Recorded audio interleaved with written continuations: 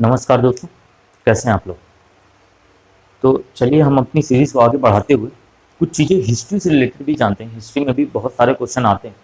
तो आज हम कुछ प्रमुख चीज़ें हिस्ट्री की जानते हैं, जैसे सहायक संधि, subsidiary alliance. Subsidiary alliance Wellesley ने शुरू किया था और वेलेजली ने सब्सिडरी अलायंस कई सारे राज्यों पर, उस समय के जो राज्य थे उन पर आरोपित किया था। तो किस सीक्वेंस में इन्होंने उसको एक्सेप्ट किया है, किस सीक्वेंस में उसको अपनाया है, ये क्वेश्चन पूछा जाता है। फिर हड़प नीति, doctrine of lapse, Lord Dalhousie की जो हड़प नीति थी उससे किस तरह से उसने राज्यों को हड़पा है, ये पूछा जाता है। और फिर कुछ चीज़ें और जानेंगे हम। तो ऐसे धीमे धीमे हिस्ट्री की भी सीरीज को हम आगे बढ़ाएंगे। तो आज हम यही कुछ चीज़ें जानते हैं। तो सबसे पहले हम जानते हैं कि सहायक संधि किस हिसाब से अपनाई गई। तो इसकी एक ट्रिक है बहुत अच्छी, वो मैं आपके सामने रखता हूँ।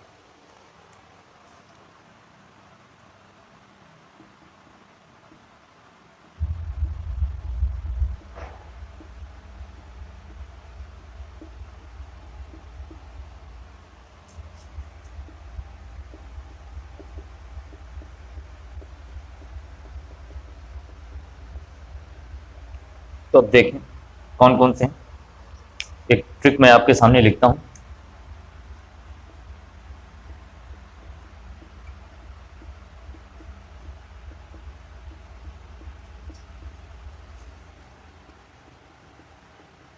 सीज करेंगे, आपको दिख रहा होगा लिखा है हम तो पेशवा सीज करेंगे। तो इसको डिसाइफर करते हैं यहाँ से। हैदराबाद, सबसे पहले हैदराबाद ने अपनाया था। हैदराबाद के निज़ाम, इन्होंने 1798 में इसको अपना लिया था। फिर इसके बाद आपको पता है मैसूर, मैसूर का शासक था उस समय टीपू सुल्तान, जिसको 1799 मारकर वाडियार वंश को बैठाया और उन पर सहायक संधि लगा दी। फिर तंजौर, फिर अवध, अवध ने 1801 में अपनाई थी, ये भी 1799 ही। पेशवा, पेशवा रघुनाथ राव का पुत्र, 1802 में इन्होंने अपनाया। सिंधिया, सिंधिया ने 1804 में। और जा से जयपुर जोधपुर, जयपुर और जोधपुर इन्होंने 1800, ये 1804, ये 1805। इनके बीच में जो है भोसले भी आते हैं और इन्होंने 1803 में सहायक संधि अपनाई। तो इस तरह से आपने देख लिया कि सहायक संधि अपनाने वाले राज्य किस सीक्वेंस में आए और किस तरह से उनकी हम आसानी से उनको याद कर सकते हैं। हम तो पेशवा सींच करेंगे। अब हम आते हैं और डलहौजी की हड़प नीति को समझते हैं। डलहौजी ने हड़प नीति में किस हिसाब से राज्यों को हड़पा।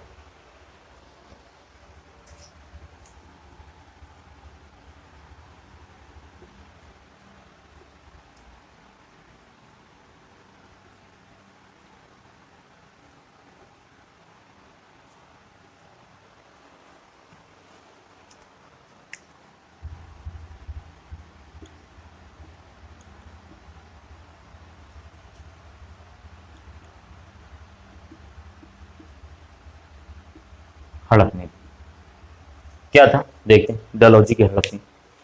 तो डलहौजी में हड़प नीति में बहुत ही अच्छी ट्रिक है, बहुत ही फनी है, मैं आपके सामने लिखता हूं।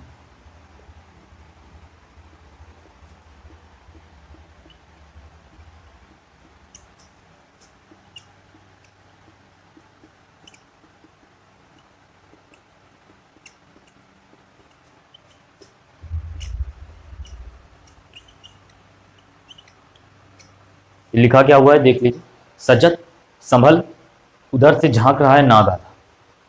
अब इसको डिसाइफर करते हैं कि क्या है। तो सा से संभलपुर, सा से सतारा, सॉरी सतारा, फिर इससे जैतपुर, फिर संभल से संभलपुर, उड़ीसा में संभलपुर, फिर उदयपुर, फिर झांसी, झांक से झांसी, फिर नाग से नागपुर, नागपुर, और आधा, आधा से अवध, अवध। सबसे लास्ट में अवध को इसने हड़प लिया था। इसी के बाद जो है 1857 की क्रांति हो गई थी। आप लोगों को पता है कि अवध को जब 1856 में इसने हड़प लिया तो फिर इसके बाद 1857 की क्रांति भड़क गई। तो एक तरह से हमने हड़प मीन्स से किस हिसाब से उसने हड़पा ये भी जान लिया और किस हिसाब से सहायक संधि लगाई गई वो भी जान लिया। अब हम कुछ चीज़ें और जान लेते हैं और फिर इसके बाद इस लेक्चर को कंक्लूड करते हैं और आगे फिर ये सीरीज हम जारी रखेंगे।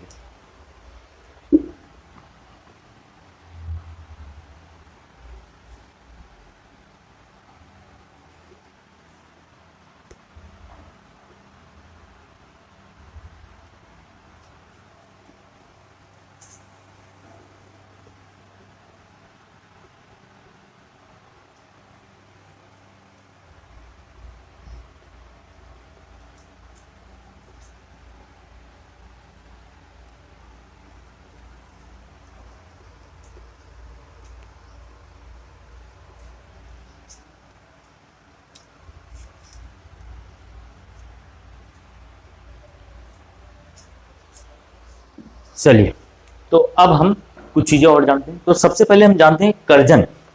आपको पता है करजन का टाइम पीरियड क्या था? 1899 से 1905। करजन के टाइम पे क्या क्या हुआ, कौन कौन से इवेंट्स हुए, कौन कौन से आयोग बने, इन पर भी क्वेश्चन बहुत ज्यादा पूछे जाते हैं। तो करजन के समय पर क्या क्या आयोग बने उससे हम एक ट्रिक से सीखते हैं।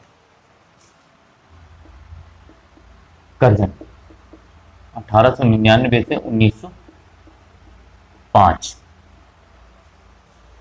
और इसकी ट्रिक क्या है मैं आपके सामने लिखता हूं। पूरा विश्व अकाल, बना सिंचाई हाल, बना सिंचाई हाल। अब देखें, पूरा विश्व अकाल, इससे पुरातत्व विभाग, पुरातत्व विभाग और पुलिस आयोग, फिर विश्वविद्यालय आयोग,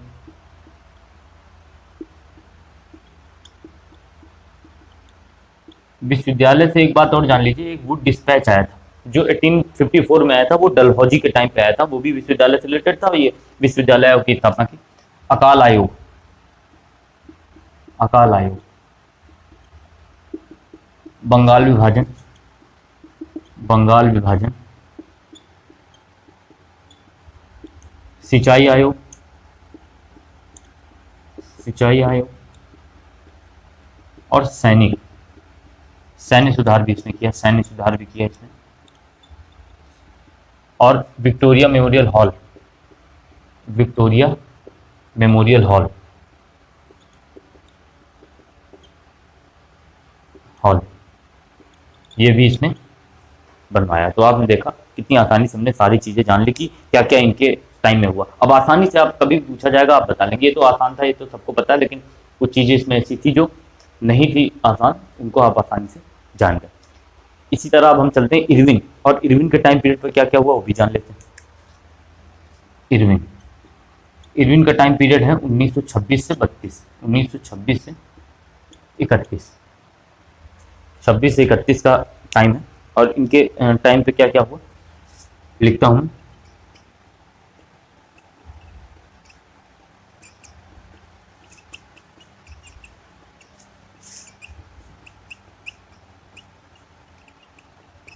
नस खोजा,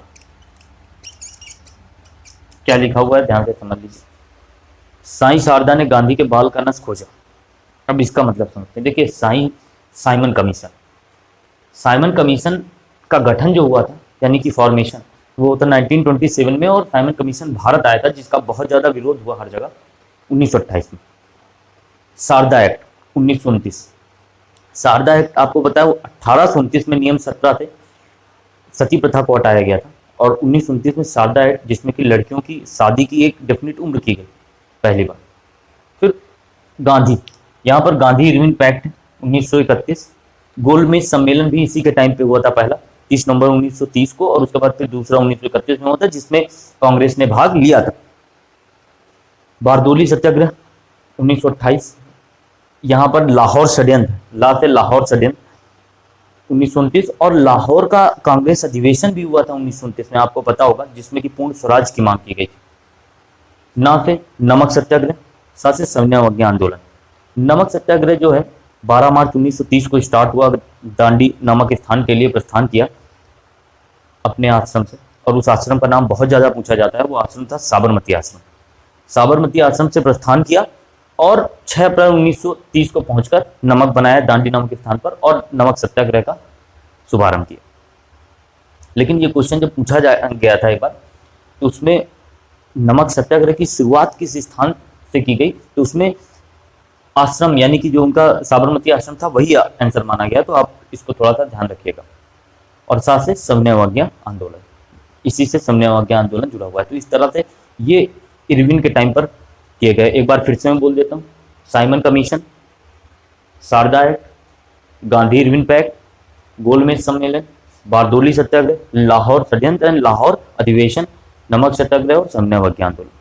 तो इस तरह से हमने देखिए करजन और इरविन, इन दोनों के टाइम में क्या क्या हुआ, किस सीक्वेंस से हुआ, सारी चीज़ें जान ली। ऐसे ही हम और भी बहुत अच्छी अच्छी ट्रिक बनाते जा रहे हैं और आपके लिए लाते जा रहे हैं। आप बस इनको देखते रहिए, एक बार सारी ट्रिक बन जाएंगी तो फिर आपको बहुत ज़्यादा परेशानी नहीं होगी। आसानी से आप पूरा पूरा याद कर रख सकते हैं एक बार में और लंबे समय तक याद रख सकते हैं। Thank you.